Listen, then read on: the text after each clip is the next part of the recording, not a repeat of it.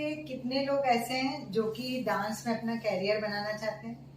बहुत सारे स्टूडेंट्स हैं। जैसे बीएचयू में मैं जाती हूँ, वहाँ पे मैं देखती हूँ।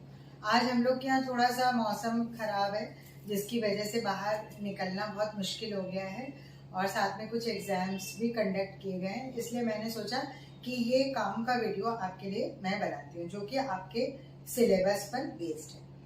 तो अब मेरा क्वेश्चन ये है कि कितने लोग ऐसे हैं जो कि डांस में अपना कैरियर बनाना चाहते हैं? क्योंकि डांस के जितने स्टूडेंट्स होते हैं उनमें से सभी लोग बहुत ज़्यादा परफॉर्मेंस नहीं दे पाते हैं। बहुत लोगों को चांस मिलता है, बहुत लोगों को नहीं मिलता है। उसके बाद एक एज के बाद फिर ज़्यादातर फीमेल्स के साथ प्रॉब्लम क्या आती है कि उनकी शादी है, डिलीवरी है, तो परफॉर्मेंस में थोड़ा सा गैप आ जाता है। उसके बाद फिर वो स्टार्ट करती हैं।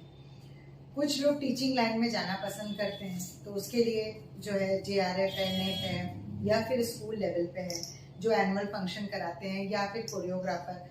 मतलब डांस में इतने सारे कैरियर हैं जो कि आप इंडियन क्लासिकल डांस के साथ भी कर सकते हैं। जिसका कि एग्जाम्पल हम देख सकते हैं कि जब उदय शंकर जी के समय से हम देखते चले आ रहे हैं कि उस समय भी डांस को काफी महत्व दिया गया। वेस्टर्न डांस और इंडियन क्लासिकल डांस को लेके कोरियोग्राफी की गई। फिल्म इंडस्ट्री में भी अच्छे डांसर्स की काफी जगह है। क्लासिकल डांस की जरूरत हर फील्ड में पड़ती है। तो welcome to my channel dance joy passion ambition. मैं मीनाक्षी, आप सबका स्वागत है। आपको लग रहा होगा कि ये टॉपिक फिर से क्यों उठाया गया। वैसे तो मैं बहुत सारे वीडियोस दे चुकी हूँ, लेकिन लोगों के मन में ये सवाल आता है कि हम डांस क्यों सीखे, हमें इससे आमदनी कैसे होगी, अर्निंग कैसे होगी, हमारा फ्यूचर कैसे सिक्योर होगा। हाँ, आपका फ्यूचर बिल्कुल सिक्योर हो सकता है अगर आपने ढंग से क्लासिकल डांस की पढ़ाई 8 से 10 साल कर ली। तो आप कहीं भी जाएंगे वाइवा देने, कहीं भी इंटरव्यू होगा, वहाँ पे आप जरूर कामयाब होंगे। अब जो लोग नेट का एग्ज़ाम दे रहे हैं, कुछ लोगों का बहुत जल्दी होने वाला है। ये मैं वीडियो जब तक दूंगी तब तक शायद हो जाए, क्योंकि अभी मुझे भी क्लियर नहीं मालूम है कि एग्जैक्ट 24 तारीख को होगा कि नहीं होगा, जब तक ये नहीं हो जाता।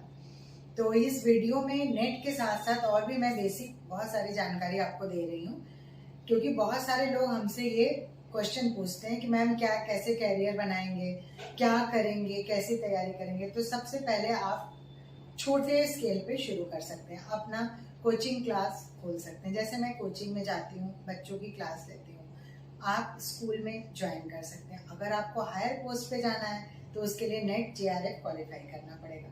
फिर आप लोग पूछते हैं कि मैम डांस से रिलेटेड थ्योरी का पेपर बनाइए।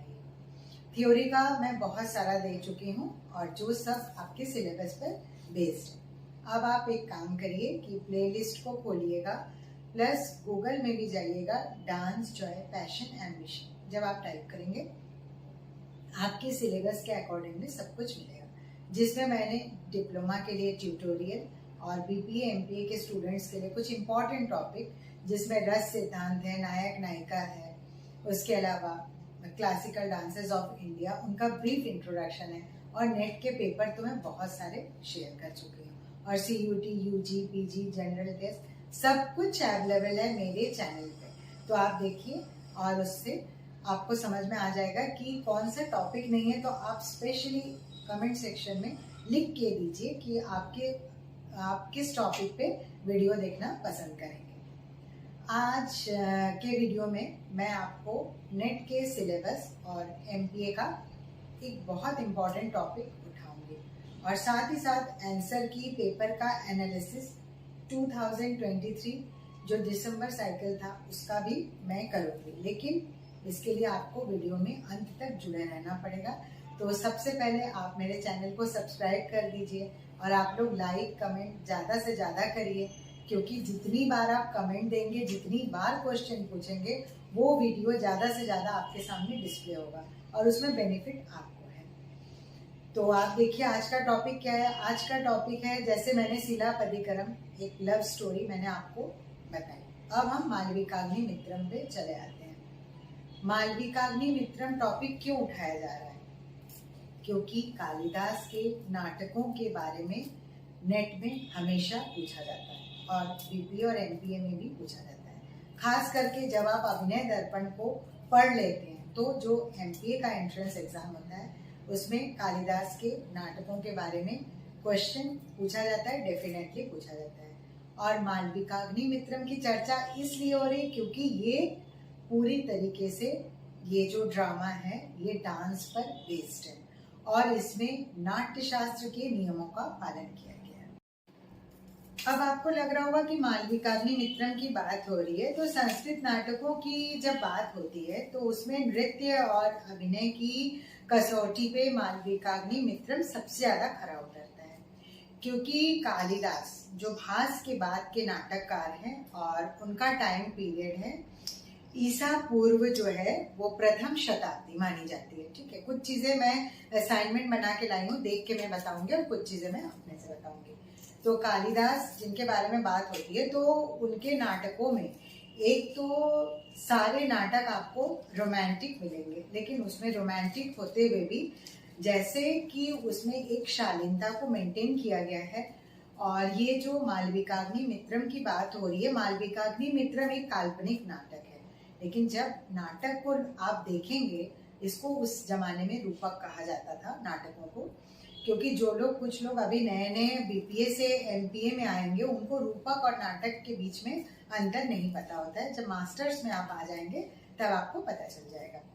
अब उनको रूपक कहा जाता था, तो रूपक में मालविकाग्निमित्रम का इतना इम्पोर्टेंट रोल क्या है, उसमें ये जानने के लिए सबके मन में आती होगी बात। उसका कारण ये है कि कालिदास का ये तीसरा नाटक माना जाता है जो कि नाट्य शास्त्र के नियमों पर आधारित है और ये रस और अभिनय प्रधान माना जाता है। अब आपको लगेगा कि इसका टॉपिक क्या है, तो मालविकाग्निमित्रम जो है वसंत उत्सव पर आधारित है। ये तो एक इम्पॉर्टेंट पॉइंट हो गया। और इसमें किस प्रकार के नृत्य किए गए, ये मास्टर्स का जब फाइनल एग्जाम होता है ये अक्सर ये क्वेश्चन वाइवा में पूछा जाता है और ये मुझसे भी पूछा गया था। तो वो छालिक्य नृत्य मालविका ने किया है। अब छालिक्य नृत्य क्या है, जिसका कि उल्लेख अभिनय दर्पण में किया गया है कि इसके नायक माने जाते हैं कृष्ण जी, जिन्होंने की इस नृत्य की शुरुआत की गोपियों के साथ मिलके छालिक्य नृत्य किया। ये सोलो में भी हो सकता है, ग्रुप में भी परफॉर्मेंस हो सकता है, जो कि किताबों में लिखा हुआ है, ये मेरा ओपिनियन नहीं है। ध्यान से सुनिएगा और एक पेपर पेन लेके बैठिए, जहां भी लगेगा कोई इंपॉर्टेंट टॉपिक है वहां आप नोट करिए और आपको लगता है कि अगर कुछ छूटा है तुरंत आप कमेंट सेक्शन में दीजिए, क्योंकि गूगल में बहुत सारी चीजें अवेलेबल है लेकिन वो मेरी तरह कुछ लोगों ने शेयर किया है, तो हो सकता है कि आपको पूरी जानकारी मिले, पूरी जानकारी ना मिले। लेकिन मेरा जो असाइनमेंट तैयार है वो क्लास में जो मैंने लेक्चर अटेंड किया, जो सेमिनार अटेंड किया और जो नोट्स बनाए किताबों से, उस पर बेस्ड है। तो हो सकता है कि कुछ विचारों में भिन्नता देखने को मिले। अब हम इस टॉपिक पे आ जाते हैं छालिक्य, जिसमें हम लोग बात कर रहे थे। छालिक्य नृत्य बताया ग्रुप में होता है, सोलो होता है। तो उस समय की बात है जब कृष्ण जी का समय चल रहा था, उस समय शिव पार्वती के नृत्य का उल्लेख हुआ। तांडव लास्य, पार्वती जी लास्य करती थी। पार्वती जी ने वाणासुर की पुत्री उषा को लास्य की शिक्षा दी तथा उषा का विवाह सौराष्ट्र में हुआ, जहां पर उन्होंने अन्य स्त्रियों को रासलीला और अन्य नृत्य जो कि सिखाना शुरू किया। उनकी नृत्य की शिक्षा पार्वती जी से हुई, बाकी उन्होंने काफी हद तक उसमें अपना कंट्रीब्यूशन दिया और अपने तरफ से नृत्य की शिक्षा और लोगों को मतलब शुरू किया।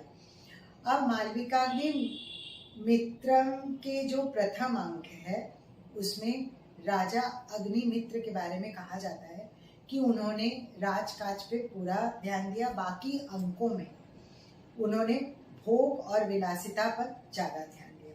अब आपको लगा रहा होगा कि अंक क्या है, तो ये देखने के लिए अंत तक सुनना पड़ेगा, क्योंकि बीच में अगर मैं बता दूंगी तो एक सीक्वेंस में जो ये नाटक चल रहा है, इसकी जो लव स्टोरी चलेगी, तो उसमें आपको समझने में प्रॉब्लम होगी। इसके अभी प्रथम अंक की बात हो रही है। प्रथम अंक में राजा के बारे में बात हो रही है, उसके बाद फिर आगे स्टोरी बढ़ेगी। इसमें कई योजनाएं हैं, बहुत कुछ देखने को मिलेगा।